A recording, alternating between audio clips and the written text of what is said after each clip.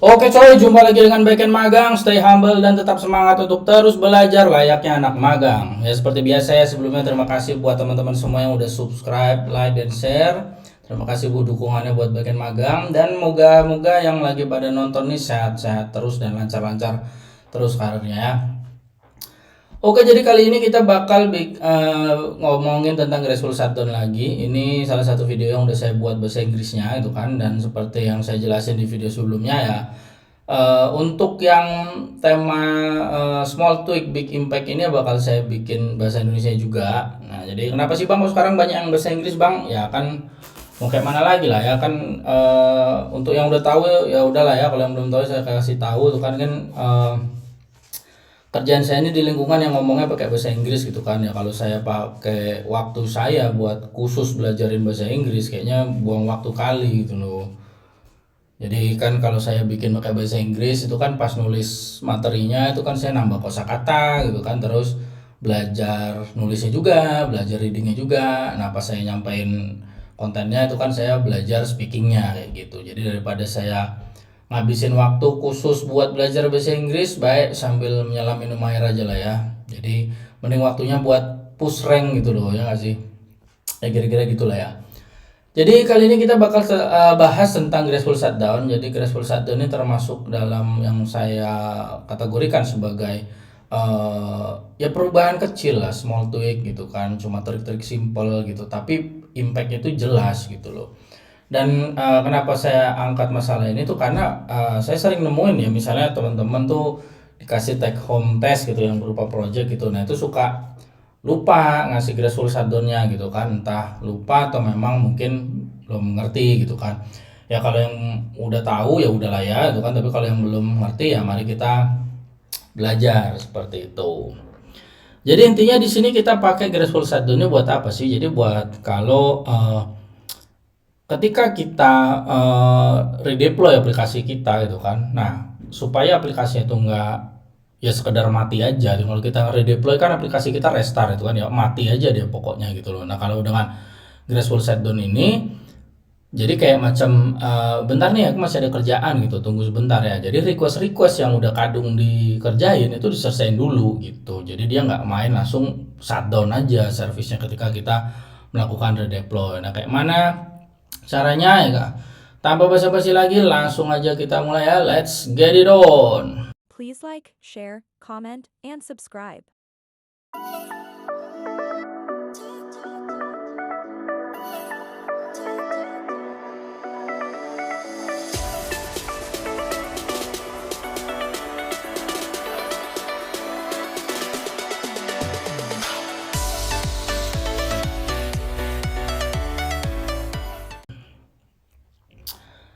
Oke, jadi untuk ini nih ya seperti biasa, untuk yang kasus-kasus kayak ini saya udah ada contoh kodenya. Jadi ini saya ada contoh kode simple aja. Kenapa bikin simple aja? Karena untuk penerapan yang lebih kompleks itu udah ada di video-video saya sebelumnya gitu. Karena ini nih biar teman-teman yang mungkin belum paham bisa lebih gampang lah memahaminya itu. Kalau teman-teman pengen contoh kodenya ini nanti komen aja lah ya. Nanti kalau misalnya teman-teman mau, kalau ada yang mau lah nanti pasti saya taruh di deskripsi, nanti saya taruh dulu ke apa namanya GitHub gitu, nanti link clone-nya saya kasih di deskripsinya gitu, nanti teman-teman bisa clone. Nah kalau teman-teman yang udah pernah ngikutin video-video saya sebelumnya kayak kita ada bikin aplikasi backend buat apa namanya buat payment kayak gitu, terus yang ya semua yang udah saya contohin lah, kayak ada yang repo for learning, terus for learning 2 yang pakai gRPC, itu semua udah pakai graceful shutdown. Jadi nanti teman-teman bisa clone yang itu juga kalau mau lihat penerapan yang lebih kompleksnya seperti itu. Kalau ini yang simpel aja, yang penting teman-teman paham dulu seperti itu. Nah di kode yang ini seperti teman-teman lihat dari kode ya, ini saya bakal running programnya ini dengan dua mode gitu. Jadi ada yang tanpa graceful sama yang pakai graceful. Nah, yang tanpa graceful kayak mana bang? Ya kayak gini. Jadi sebenarnya cuma nerima request aja itu kan, nanti nah pas ada request itu pura-puranya diproses. Terus ini saya bikin pura-puraan nih kalau prosesnya itu misalnya ada makan beberapa waktu lah, makanya sih saya taruh time sleep itu kan 10 second. Biar apa? Biar sempat juga saya nanti matiin prosesnya. Kok dimatiin bang ya, nanti biar tahu lah ya kayak mana sih, karena kan kalau kita redeploy aplikasi ya tentunya kan service kita tuh mati dong gitu, nanti dia di restart dengan hasil deploy yang barunya seperti itu. Nanti kalau requestnya selesai ya dia komplit gini, request komplit seperti ini. Nah kalau yang graceful kayak mana bang? Nah kalau yang graceful yang ini yang graceful. Nah kalau yang graceful nih kayak gini ya, sama dia cuma terima request, nanti requestnya diproses, saya kasih pura-puraan lagi nih, simulasi lah ya kalau bahasa kerennya itu, kalau ini ada proses yang cukup lumayan makan waktu gitu kan, terus nanti barulah requestnya komplit kalau prosesnya udah selesai kan seperti itu. Nah cuma kalau dia dimatikan di sini kasusnya adalah saya bakal bikin channel dulu nih buat nanti ngasih OS signal seperti itu. Nanti buat apa sih dia bang? Nah buat dia nerima suatu interupsi. Nah kalau ada interupsi nanti dia bakal ngejalanin graceful shutdown-nya dulu, yang berarti dia bakal menyelesaikan dulu request yang udah kadung lagi jalan seperti itu, baru nanti dia sampai stop. Intinya seperti itu biar nggak kepanjangan ya penjelasannya ya.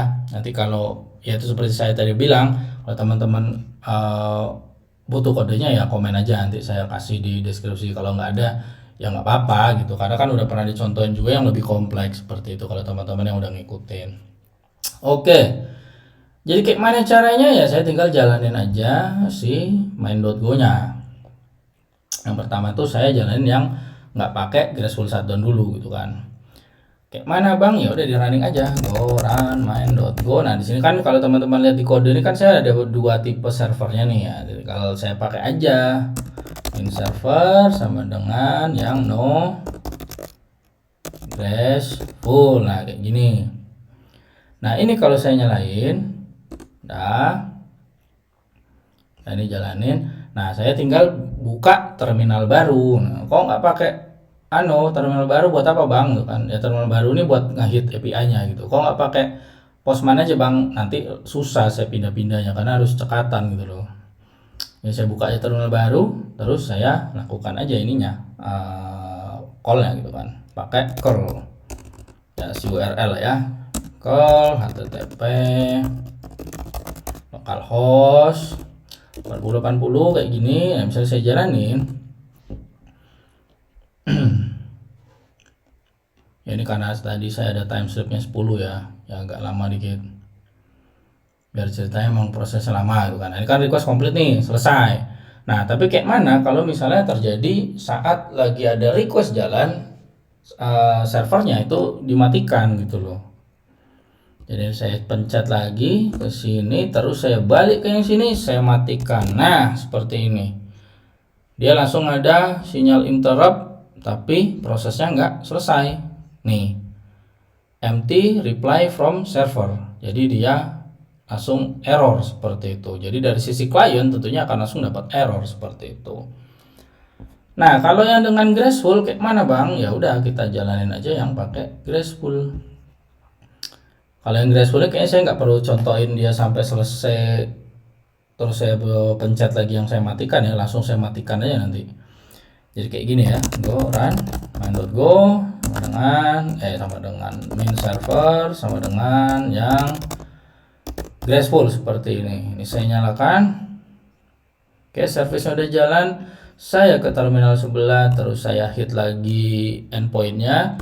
Set di tengah-tengah, saya langsung matikan prosesnya. Nah, seperti ini. Nah, beda kan? Dia akan masuk ke shutting down dengan gracefully dulu. Sorry yang ini. Nah, ini kodenya. Nah, saat dia shutting down dengan gracefully, jadi dia udah terima sinyal interruptnya tadi, terus kita sesuaikan dengan timeoutnya. Jadi tetap kita bisa taruh juga timeoutnya buat berapa lama dia kita kasih waktu buat nyelesain seperti itu. Baru nanti dia sampailah ke server stop ini udah selesai. Tapi kalau kita lihat yang sebelah tuh requestnya tetap komplit seperti itu. Jadi request yang udah kadung jalan itu diselesaikan dulu kalau kita pakai graceful shutdown. Jadi ini kayak ya gampangannya itu misalnya dia mau dimatikan service-nya gitu kan.